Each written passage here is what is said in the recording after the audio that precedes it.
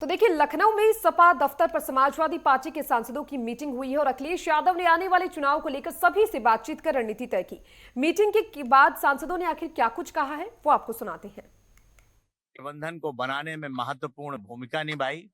उसकी वजह से जनता ने अपार जन समर्थन उनकी नीतियों को, कार्यक्रम को, विचारधारा को देने का काम किया है।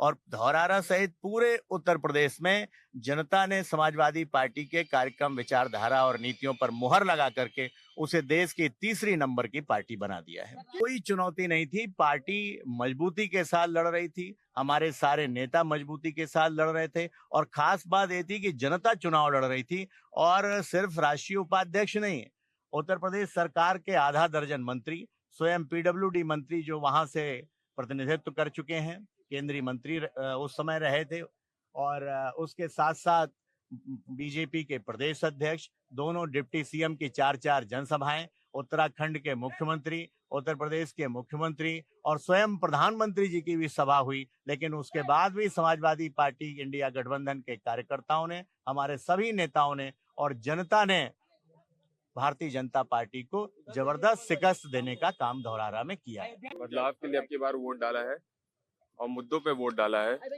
और मिसाल सेट कर दी उत्तर प्रदेश के लोगों ने कि राजनीति मुद्दों पे होनी चाहिए।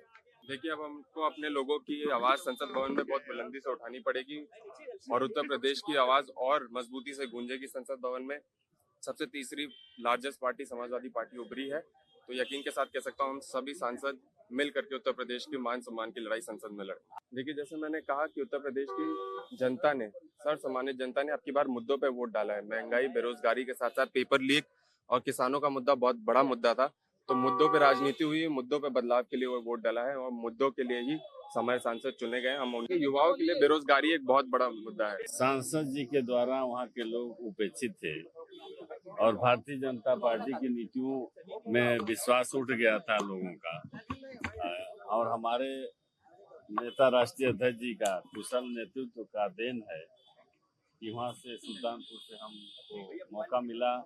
वहाँ की महान जनता ने हम लोगों की बात सुन ली, विश्वास किया, भरोसा किया।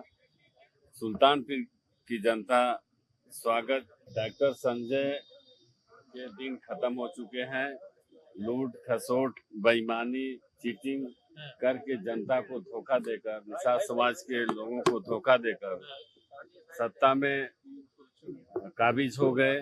अब जनता उनको उतारना शुरू की है और अपने उनके जो गलत कार्य है उसको लोग समझ गए हैं, खासकर निषाद समाज के लोग। अब डॉक्टर संजय के ऊपर भरोसा नहीं कर सकते। देश की तस्वीर को जिस तरीके से रखा, जिससे देश में एक अच्छा वातावरण बना भ्रष्टाचार के खिलाफ और झूठ के खिलाफ, मीडिया भाइयों ने जो सच्चाई उजागर किया, उससे देश का माहौल बना। समाजवादी पार्टी के राष्ट्रीय अध्यक्ष माननीय अखिलेश यादव, जो इंडिया गठबंधन के नेता हैं, उनके नेतृत्व पर जनता ने विश्वास किया और जनता के विश्वास से ही समाजवादी पार्टी और समाजवादी पार्टी के नेता भारत की तीसरी बड़ी शक्ति। आजमगढ़ के लोगों का हृदय से आभार, धन्यवाद। राष्ट्रीय अध्यक्ष जी को बारंबार प्रणाम कि उन्होंने मुझे मौका दिया सदैव नेताजी की सरजमी पर चुनाव लड़ने का और खुद की सरजमी पर चुनाव लड़ने का। अयोध्या के लोगों का बहुत बहुत आभार व्यक्त करते कि उन्होंने अयोध्या से हमारे सीनियर लीडर आदरणीय अवधेश जी को जिता के समाजवादियों के झंडे को बुलंद किया और ये दिखा दिया कि भगवान राम का आशीर्वाद समाजवादियों के साथ है।